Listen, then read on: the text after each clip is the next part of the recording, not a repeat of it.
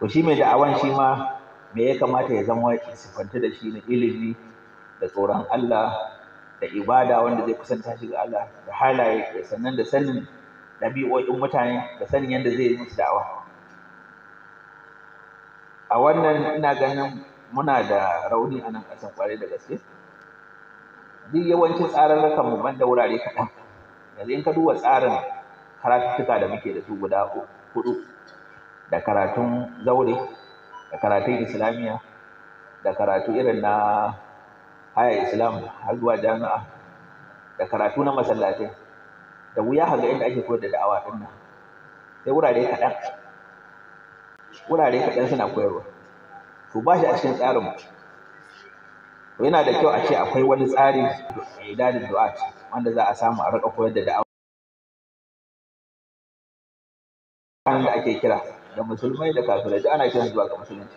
Kafiran su musulunta, musulman kuma su ƙara ko da musulunci.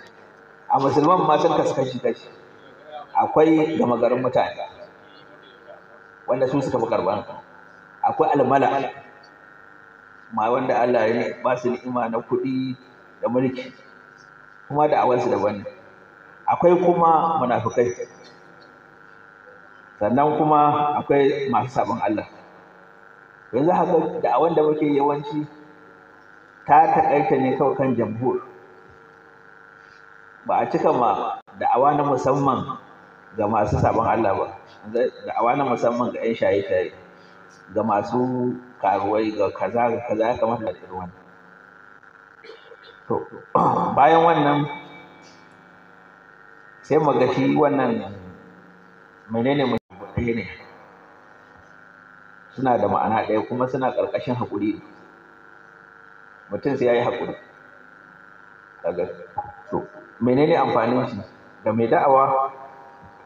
Idan ka kame daga abin da hannun mutane, to ka muhimmin abu na farko baka ƙasƙantar da kanka ga wani Allah ba. Aga wani malami yana ta wayamna'un shakwa ila an-nas annani alilun wa man ashku ilayhi alilu. Abin da ke hana na kai kuka wajen mutane shine ni ba da lafiya, wanda kuma na kai kukan wajen shi ma bai da lafiya, to wa zai ban wani magani? Kaga to sahabbai za ka ko abin nan ne, wani ko sandan shi ta faɗi ƙasa ba. Sannan na biyu,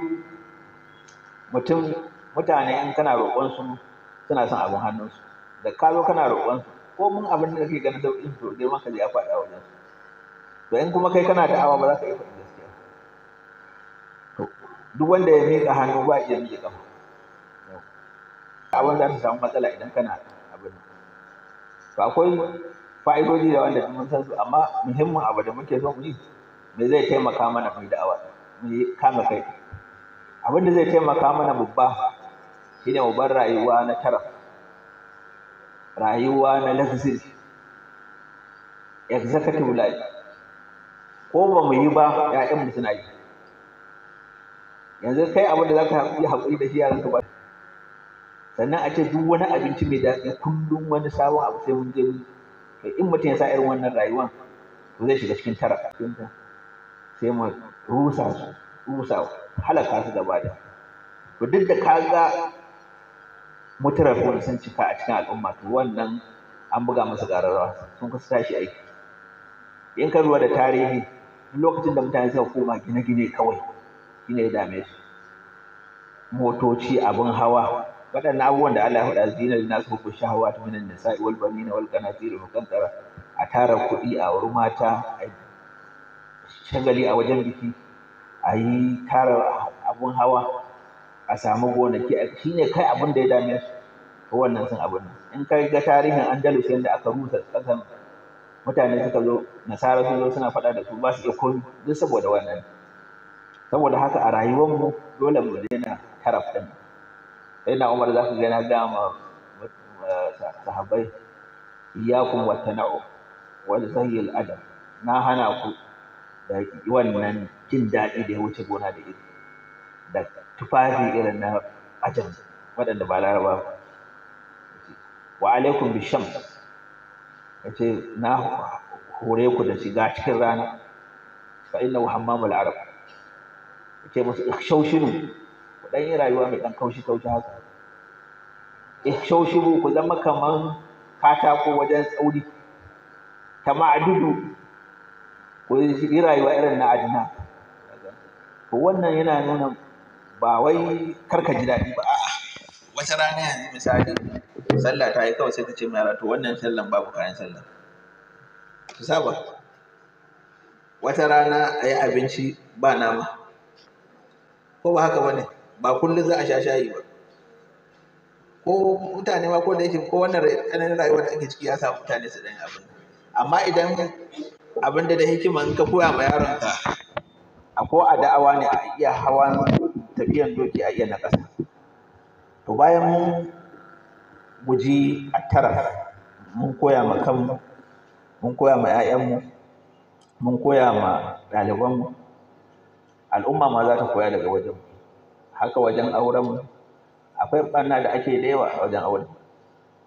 A gani yanzu aure a talauce fa mutum sai ya kashe 100,000 a mugun talauci, 100,000 mugun talauci fa ko ba haka ba, ko ka gani to ka gani.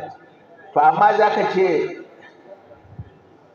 to amma idan shi saurayi da yaudari yarinya nawa zai kashe, ka gani. To idan ka zo ka duba kuɗin da halas za ka samu a mugun talauci ba shine 100,000, amma haram ɗin nan ƙila ko naira 1000 bai so ba, kaga akwai haɗari a cikin al'umma, akwai haɗari.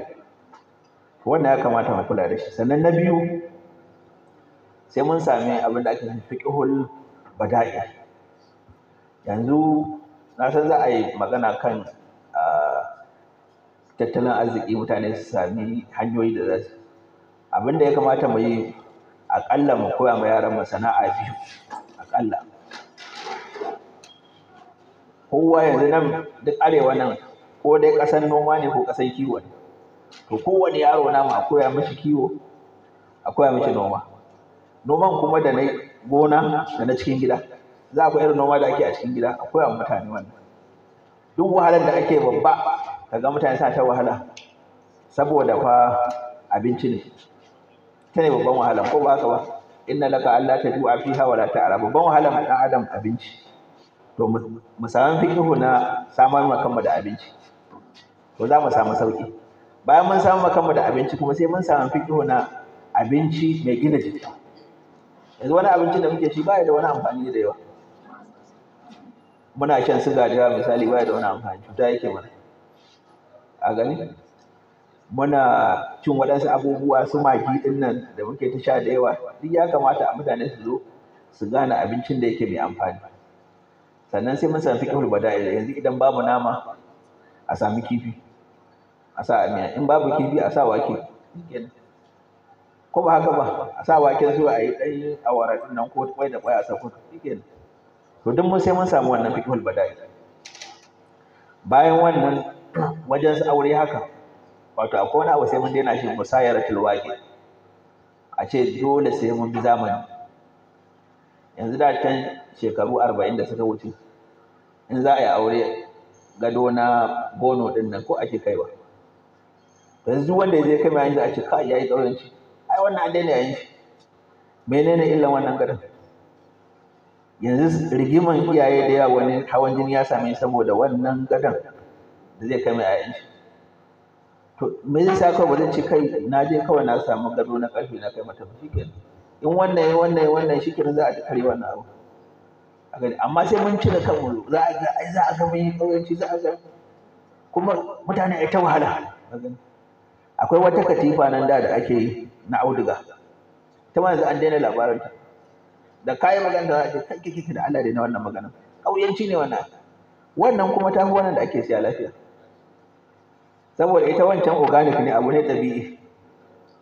To kaga sai mun zo mun canja tunaninmu ne gaba ɗaya, mu sami aqaliyatul hal, wato solution mentality. Sannan mu daina wai duk abin da duniya aka yi shi yayi ne sai mun yi shi, a in dai ba haramun bane kawai mu bar shi. Bayan wannan kuma sai mun samu dabaru na abubuwa asasiyat na rayuwa. Yanzu za mu yi gini. In za ka yi gini cikin wahalanka, gini yanzu duk wanda ke gini wahala ne, ko ba haka bane? Za ka yi gida, bulo, siminti ya yi tsada, kaza kaza. Ba mu iya bulo na ƙasa mu ƙone. In ka je wajen Jos nan, wajen Filato, wajen Nasarawa da abin nan, za ka ga an ƙona abin nan da jar ƙasa ne, sai a ƙone shi, ko ba haka bane? Sai a ƙone shi. To sai mu yi wannan. In baka yi wannan, baka yi wannan, wajen gidaje kenan. Waɗansu ƙasashe in ka je za ka ga ƙasa za su samu, sai su ƙona ƙasa, sai su bulo da shi, shikenan. To ba sai mun yi abu na zamani ba, kawai duk abin da muke da shi mu gyara. Wancan abin da nake faɗa, wannan katifa a Masar har yanzu suna amfani da ita. Amarya sai an kai mata shi, amma sun gyara ta ne kawai su yi mata gida, su ɗan hura mata iska. To ya kamata duk abubuwan da muke da shi mu gyara su. To bayan mun yi wannan kuma, wajen harkan mu iya tadwir, recycle. Yanzu wannan kafin da ake yi da tsofaffin tufafi ake, ana yin su da su. To duk mu iya waɗannan, mu koya ma yaran mu irin waɗannan abubuwa. Na ga lokaci na ƙarewa. Idan muka koyi duk waɗannan abubuwa, muka rage, muka canja tunaninmu, muka daina al-taraf, shine babban abu. Yanzu za ka ga cikin abin da ke damun ƙungiyoyin addini da yawa, rayuwarmu sai mun je mun yi nemo taimako, amma in an zo kashewa sai mu kashe kamar za a kashe a gwamnati. Ka ce mutane, yanzu in za a yi abin nan, me zai hana maimakon a siyo drinks, ku haɗa drinks ɗinku da kanku? Wanda zai ce maka, kai in ka je irin ƙasashe su Malaysia na su Indonesia, su da kansu suke haɗa drinks, haɗa shi da kyau kawai, a gani. To duk sai mun zo mun canja tunaninmu ne. Duk wani abu wanda yake, in dai muna so mu zauna da abin nan. Sannan waɗansu abubuwa, ka sa ma kanka duk shekara sai ka je hajji, duk shekara sai ka yi kaza. To duk su suke sa wahala. Wahalan yara irin na makaranta, ƙungiyoyin addini ya kamata mu zo, duk wanda ke da nan arewa, cikin wahalan shi babba shine biyan kuɗin makarantar yara. To me zai sa ba za mu zo mu sami extra lesson ba mai kyau, ana yi ma yara Asabar da Lahadi kawai, ana musu, akwai a musu ainihin key courses, English, Maths, ila yan science, physics, chemistry, biology, shikenan. Ba sai yaro ya wata makaranta mai tsada ba, in yana wannan ya ishe shi. Amma ka je ka biya 80,000 wannan, 100,000 wannan, sai ka ga wahala ta yi wa mutum yawa. Shi zai sa ka ga mutane suna ta roƙe-roƙe. To waɗannan duk sai mun same su, sai mu cikin taimakon Allah, mu kuma roƙi Allah ya taimaka mana, kuma mu dinga haɗa. A yi haƙuri, faifan ba ta fito ba, amma insha Allah kafin a gama za ta fito, za a samu insha Allah. Assalamu alaikum warahmatullahi wabarakatuh.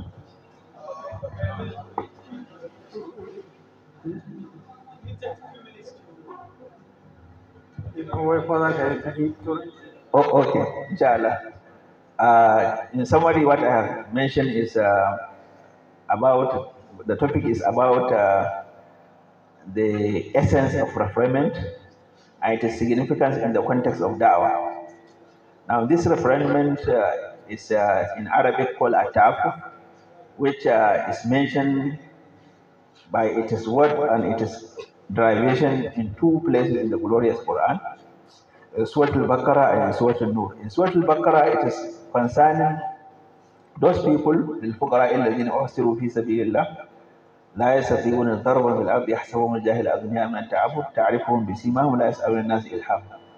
That is, you give charity to people who are poor, that were constrained from traveling because of the work they are doing fi sabilillah, like jihad.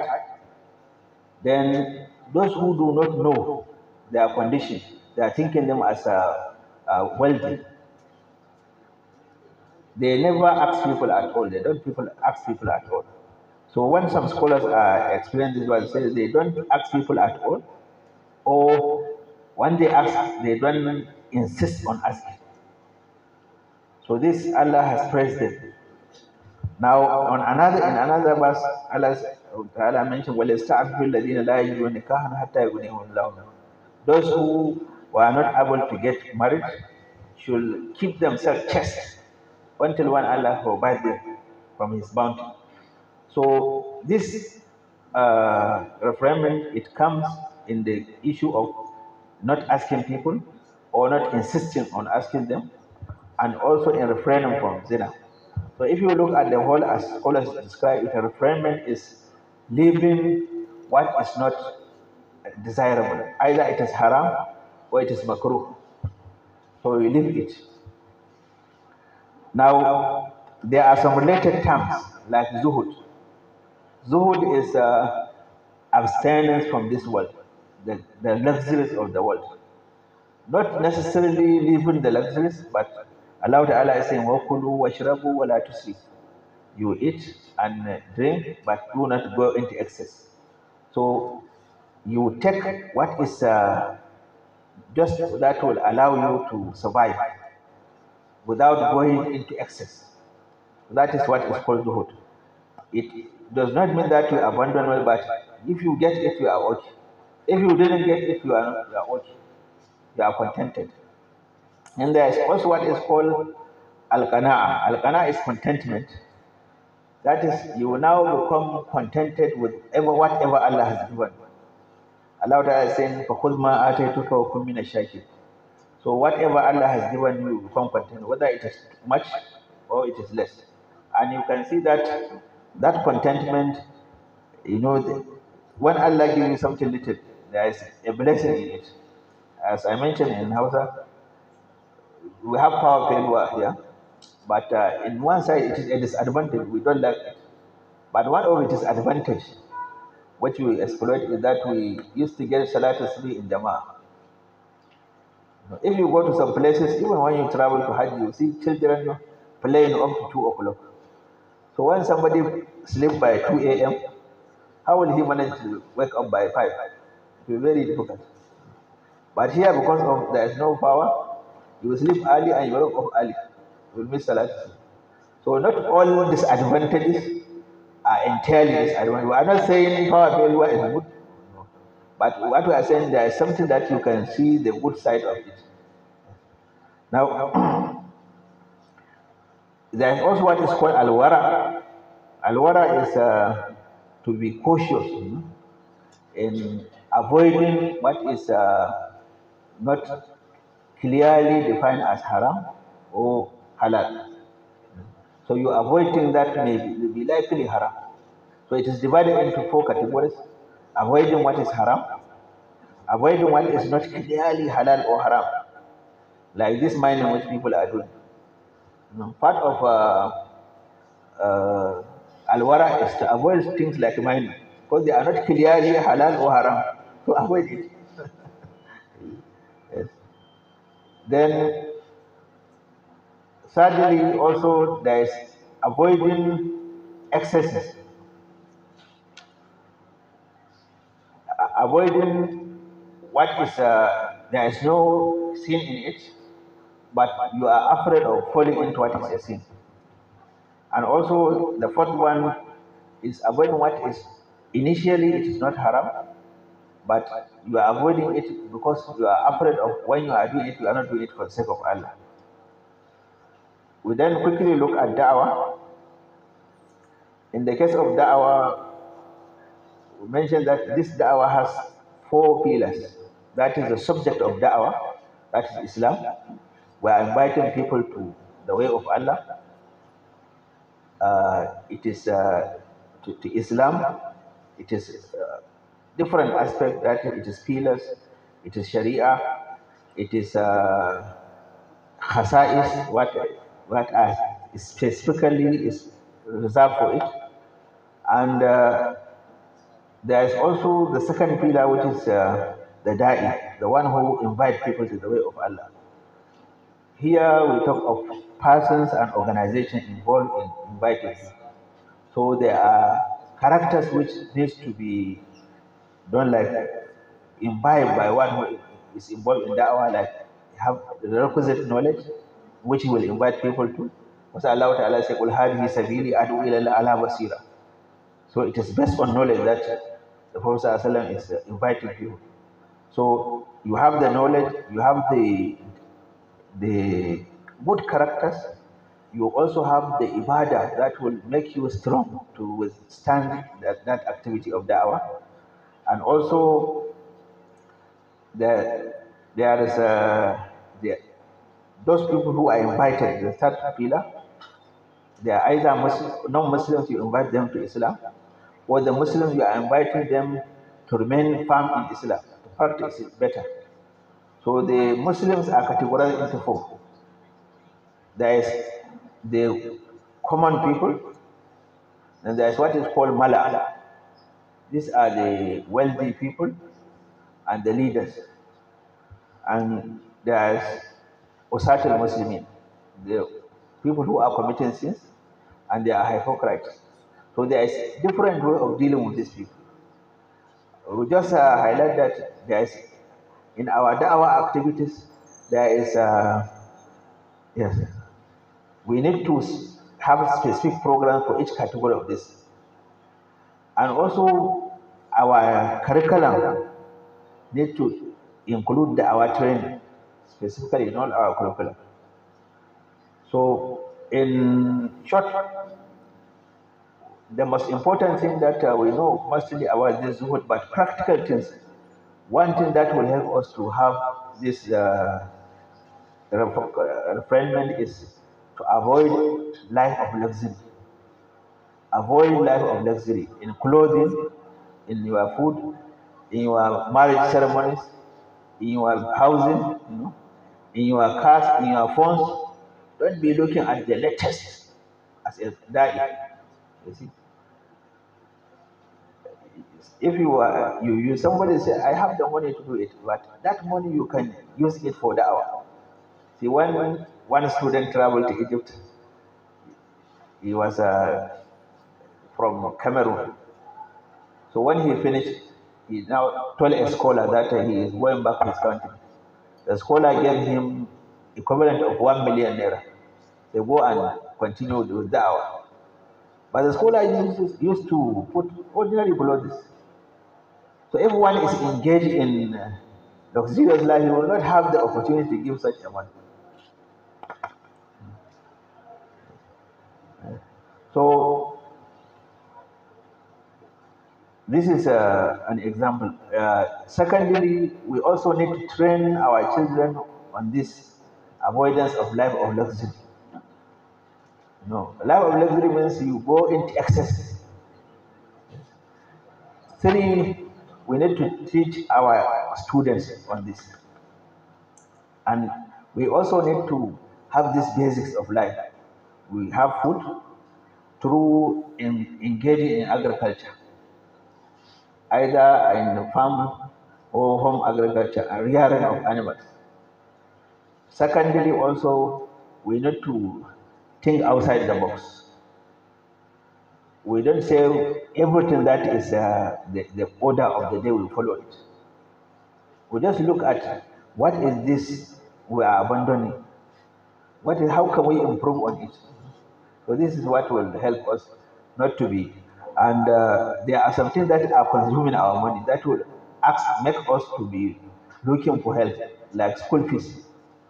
So why not devise ways of teaching our children, without taking them to expensive schools, like health, medication. Many people after 40, 60, they will have diabetes, they will have hypertension. Now we look at what is causing this hypertension so that we avoid it. You understand? Yes. Now how can we treat it with our food?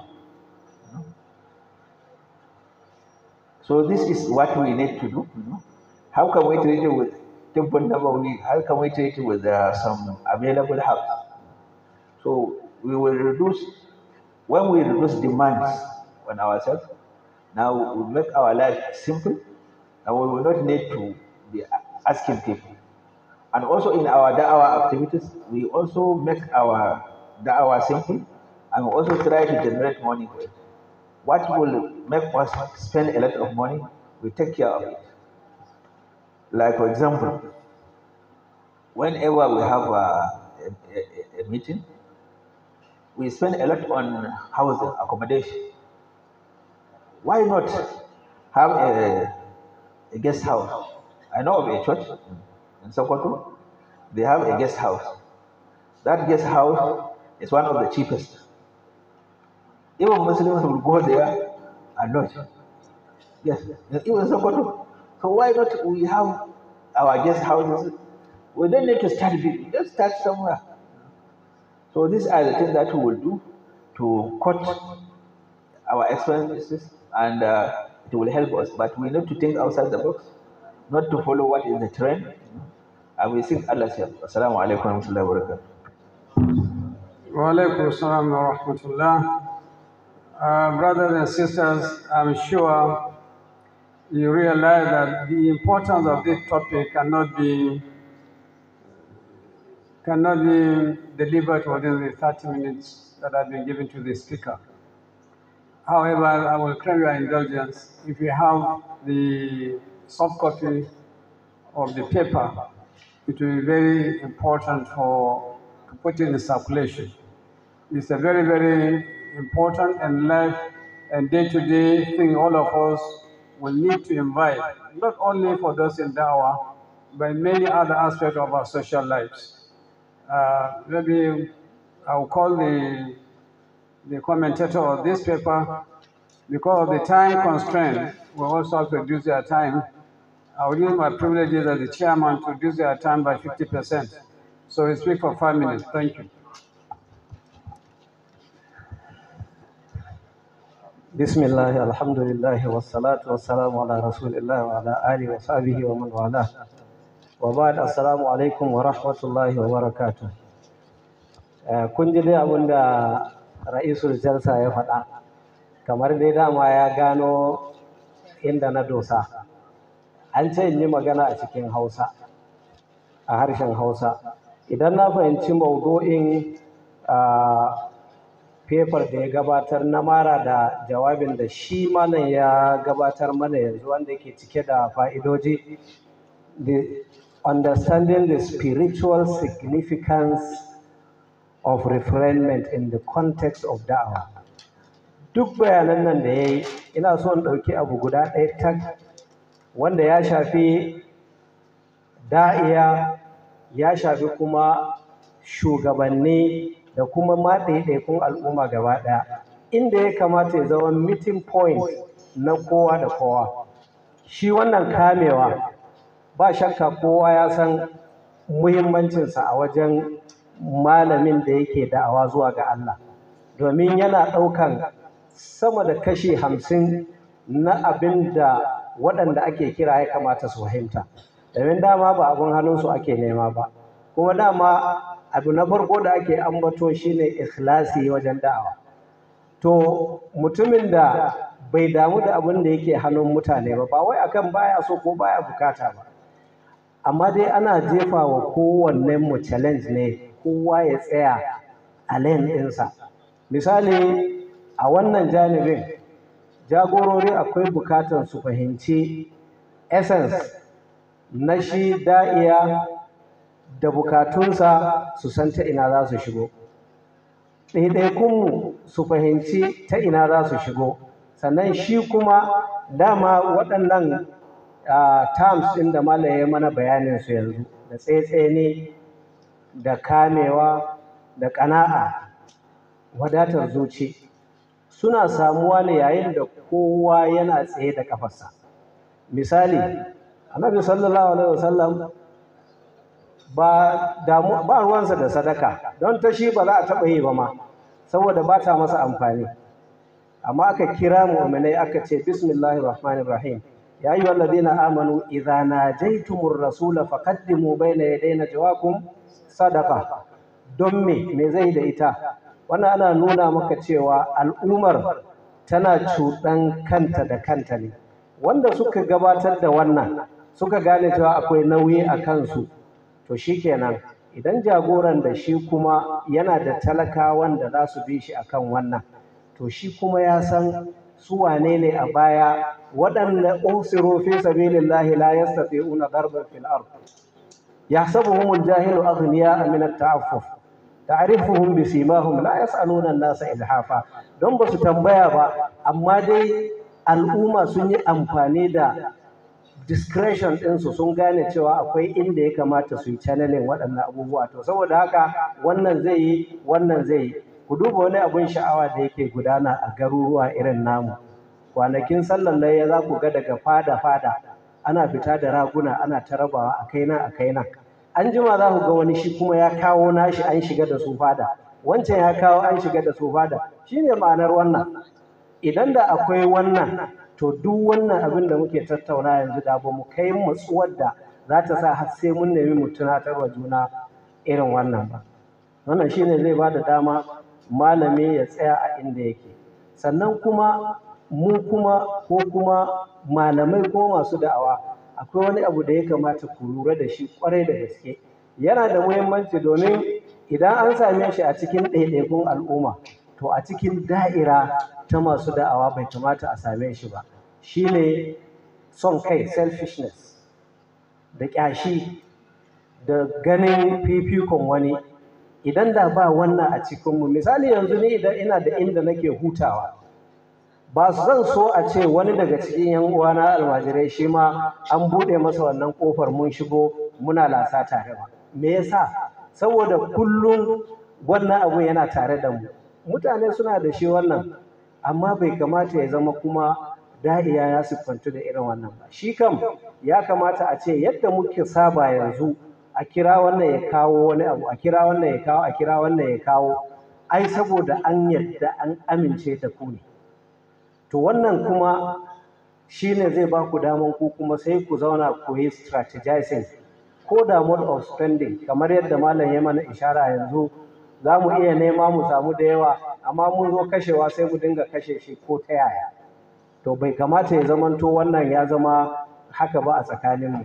Wannan shi ne yake sa idan ka ji ana jayayya da wannan, sai a zo malami ma yanzu sai a samu dama a yi masa rashin kunya, a yi masa tsewa, a yi masa abin. Saboda me? Saboda ana ganin 'yan kaɗan daga cikin waɗannan. To ba paper ce zan gabatar ba, amma da akwai wannan janibin ma solutions ɗinsa da za mu yi shi ne, an faɗi wani abu da safe a nan wanda yake da muhimmanci kwarai da gaske. Akwai self-appointed scholars da yawa a society. Self-appointed mutane da yawa ba na cewa su ba malamai ba ne, amma tsakani da Allah sun san ba su kai su yi wannan ba. Kuma idan suka risina suka bi waɗanda suke gaba ɗin, a hakan su ɗin ma za su taso, hakan za su zo su yi gobe. Me yasa ba za a bari a samu jagoranci a wannan tsarin? Aka samu ana bukatar jagoranci a wani janibin, ai anan shi ne ya fi dacewa. Ba an ce malami ba zai ji daɗi ba, ko ba zai yi ado ba, ko ba zai yi kaza ba, ko ba zai yi kaza ba.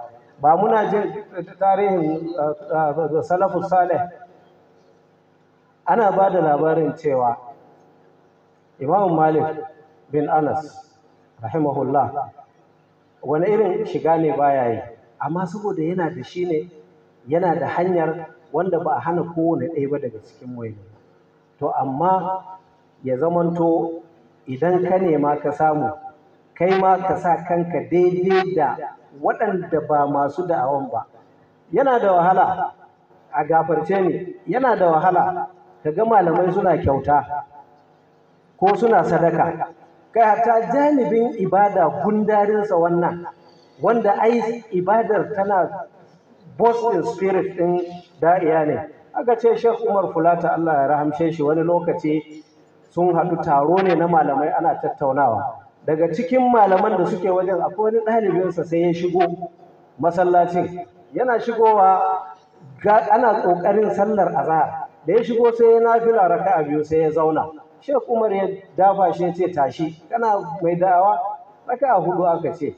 Ka yi raka'a biyu ka zauna. Ina abin da kake so ka nuna wani cewa kana gaya masa rawatib suna ɗaukar raka'a biyu lokaci kaza, raka'a hudu lokaci kaza. A nan ne ya kamata a gani, shi ne za a ɗauka, za a fi ɗauka. To waɗannan idan mun sake su, wancan abubuwan sai su dinga zubewa. Don haka yadda kowa kake so ya yi kyauta ko ya sadaka, haka kai ma ake so kai ma ka yi kyautar ka yi sadaka. Dan Abdulrahman bin Auf ai ne ma yayi shi da aka zo ne aka kasa aka ce ga ɗan uwanka me kake so a cikin wannan dukiyar, duk ya ce ya gode amma dai ku dakata, ina hanyar kasuwar ku take, gata ya je ya fara sai da ya zo ya zama abin da ya zama, wanda kun fi kowa sani. Abdurrahman bin Auf ba shi ne ya aure aka ce auli walau bishatin, me ya shata a wajensa ba komi ba ne, saboda me, saboda dukiyarsa. Ta ina ya fara? Ta tsaitseni da son neman na kai da dogaro da kai, amma da ya samu kuma shine bayar nan, shine bayar can, shine yi nan, shine yi nan. Wannan shine zai gina mana al'ummar mu daidai ya kamata. Ina fata Allah ya datar da mu da abin da yake so ya yarda da shi. A yi haƙuri, ta'aliki ya zama ba irin abin da aka saba ba. Assalamu alaikum wa rahmatullahi wa barakatuh.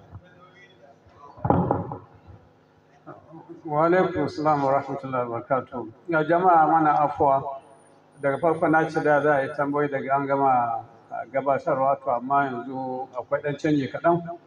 Za a ɗauki bari na gaba, in an gama gaba ɗin sai haɗa sai a yi tambayoyi ɗin. Assalamu alaikum.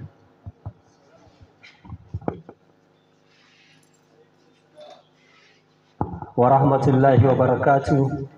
Allah ya saka da alkhairi Professor Aliyu Usman El Nafati.